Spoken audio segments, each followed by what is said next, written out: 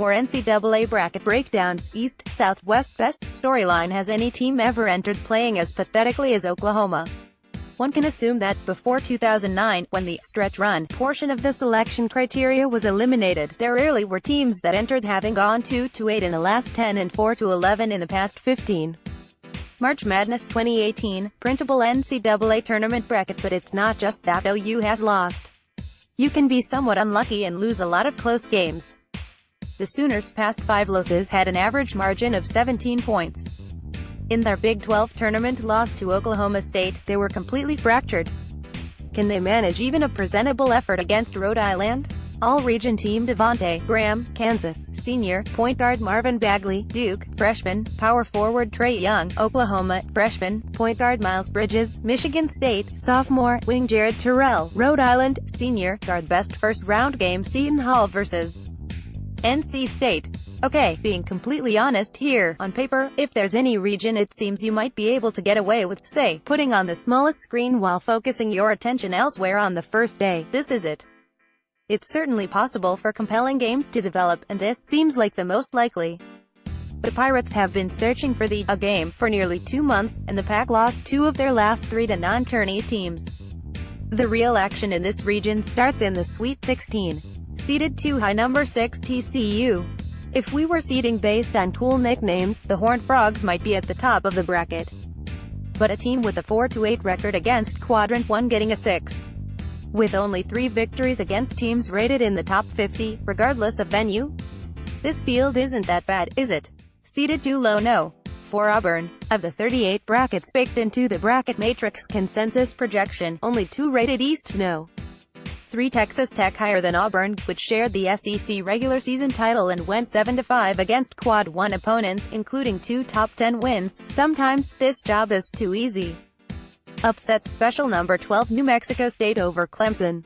There are 7 seed lines between them, but odds makers have the Tigers favored by only 5.5 points. They have fought hard to remain among the elite since 6-8 senior Dante Grantham was injured in late January. Since then, they are 2-6 against tournament teams. NMSU is a tournament team, one that has won 85% of its games, including against the Miami Hurricanes and Davidson. Yikes. Best potential game number 3 Michigan State vs. number 2 Duke in the Sweet 16. They played once already this season, which meant there were at least 4 likely lottery picks on the floor that night. Duke won the game as MSU struggled for a long period to cope with a rather pedestrian Blue Devils zone defense. More updated odds to win the NCAA tournament. They've gotten better at that scheme since, although there still have been moments when a team such as North Carolina has made it appear uninspired.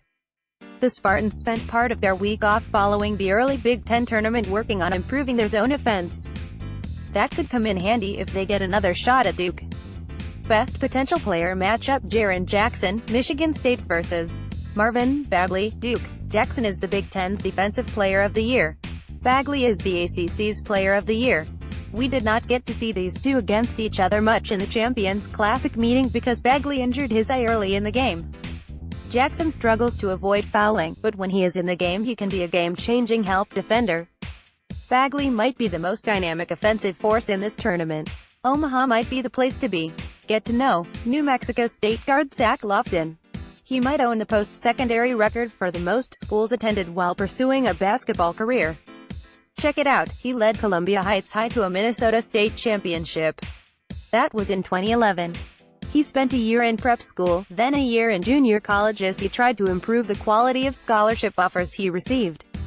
He went to Illinois State in 2013-14 and averaged 11.3 points, then transferred to Minnesota and sat out, then to Texas Southern and did not play again, then got on the court last season and was SWAC Player of the Year.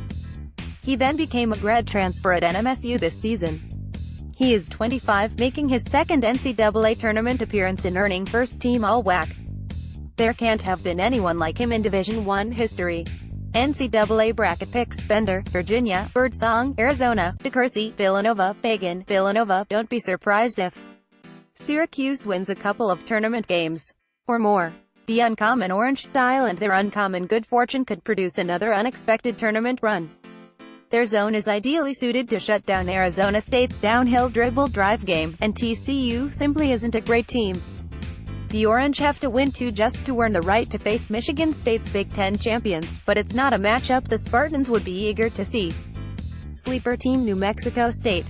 The Aggies are good enough to take a run at the Sweet 16, and each of the higher-seeded teams standing in their way, Clemson and Auburn, lost significant players to season-ending injuries in advance of the tournament. Final Four pick Duke. More NCAA bracket breakdowns, East.